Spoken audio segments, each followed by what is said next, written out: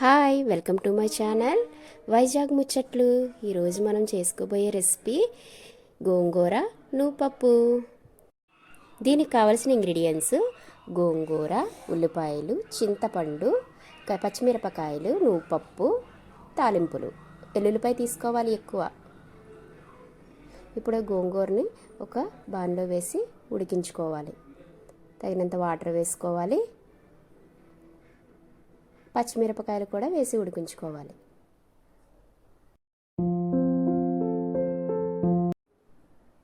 చింతపండుని నీళ్ళు వేసుకొని నానబెట్టుకోవాలి. ఇప్పుడు నువ్వుల్ని మనం ఫ్రై చేసుకోవాలి.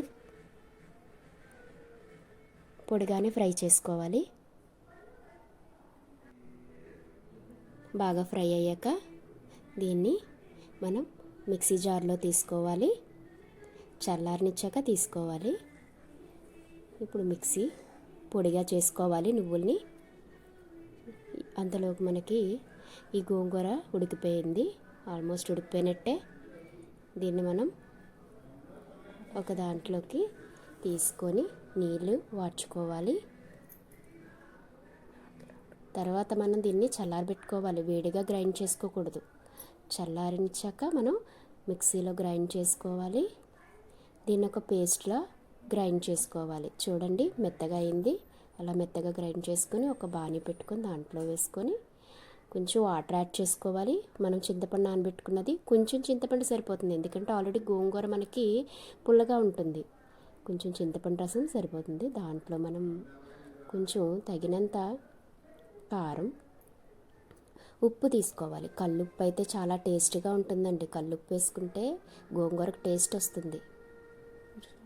ఇప్పుడు కరివేపాకు వేసుకొని దాన్ని కొంచెం ఉడకనిచ్చాక పచ్చి ఉల్లిపాయలు వేసుకోవాలి.